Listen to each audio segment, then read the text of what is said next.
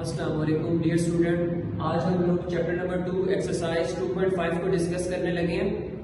Question number 1 है evaluate. हमारे पास है आयोटा पावर 7। आपने एक चीज का ख्याल रखना है कि जो आयोटा स्क्वायर है ना वो -1 की इक्वल है।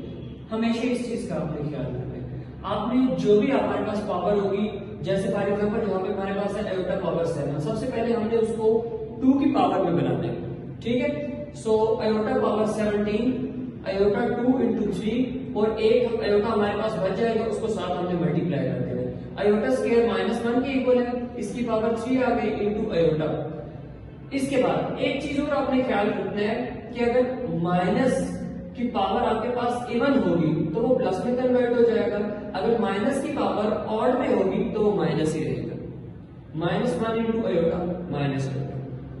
नेक्स्ट देखिए iota 50 iota 2 into 25 iota square -5 -1 की पावर 25। अब ये देखें -1 की पावर हमारे पास क्या है, ऑड है, तो यहाँ पे हमने -1 लिखा।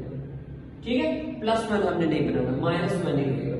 अगर हमारे पास इवन होती तो प्लस में कन्वर्ट हो जाती। नेक्स्ट देखें minus iota power 8 minus iota power 8 minus iota का स्क्वायर होल पावर 4। अब आयोटा स्क्वायर -1 के इक्वल है, माइनस माइनस प्लस हो जाएगा, so 1 power 4 is equal to 1। Next हमारे पास है क्वेश्चन नंबर 2।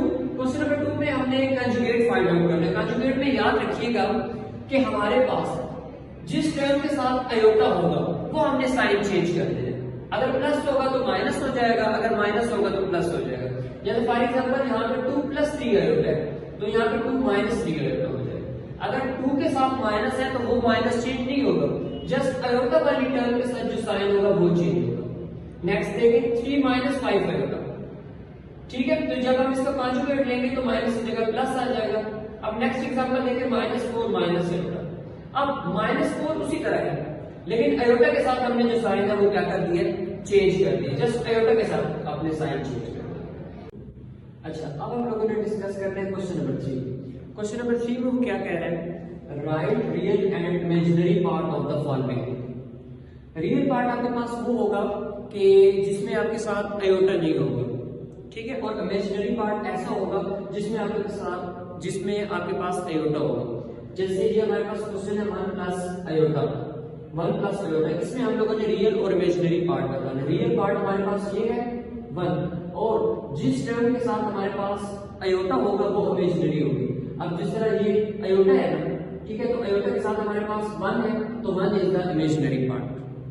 नेक्स्ट देखिए -1 + 2 आयोटा -1 + 2 आयोटा। इसमें से रियल पार्ट हमारे पास कौन सा है, -1, और आयोटा के साथ जो टर्म होती है वो इमेजिनरी पार्ट होता है, सो 2 is the imaginary part. Next देखें -3 आयोटा -3 आयोटा। रियल पार्ट इसमें हमारे पास है ही नहीं, तो क्या हो जाएगा, 0 हो जाएगा, और इमेजिनरी पार्ट क्या है, आयोटा के साथ कौन सी टर्म है, -3, so -3 is the imaginary part. Next देखें 2 + 0 iota 2 + 0 iota, where 2 is the imaginary part, sorry 2 is the real part. 2 इसमें हमारे पास क्या है, रियल पार्ट है, और 0 जो है हमारे पास है वो इमेजिनरी पार्ट। क्यों? क्योंकि आयोटा के साथ जो भी टर्म होगी वो हमारे पास क्या होगा, इमेजिनरी पार्ट होगा। आई रिपीट, रियल और इमेजिनरी पार्ट में आप लोगों ने जस्ट ये डिफरेंस रखना है कि जिस टर्म के साथ हमारे पास आयोटा होगा वो हमारे पास इमेजिनरी पार्ट होगा, और जिसके साथ आयोटा नहीं होगा वो हमारे पास रियल पार्ट होगा। नेक्स्ट देखिए question number 4। Find the value of x and y if x + iota y + 1 is equal to 4 - 3 iota. अब इसमें से हमने x और y की वैल्यू फाइंड करनी है। So x + iota y + 1 is equal to 4 - 3 iota. यहां से x और y को मैंने सेपरेट कर दिया, 1 इधर ऐड हो रहा था, इधर जाके मेरे पास क्या हो गया, सब्ट्रैक्ट हो गया। So 4 - 1 3, x + iota y is equal to 3 - 3 iota. अब ये देखिए, ये जो x है, ठीक है, ये हमारे पास किस चीज के इक्वल हो जाएगा, 3 के फर्स्ट टर्म। ये जो हमारे पास आयोटा y है वो किस चीज के इक्वल होगा, -3 iota. But we have to find the value of y, so y is equal to -3। यहां से हमारे पास क्या आ गया, x इज इक्वल टू 3 और y इज इक्वल टू -3।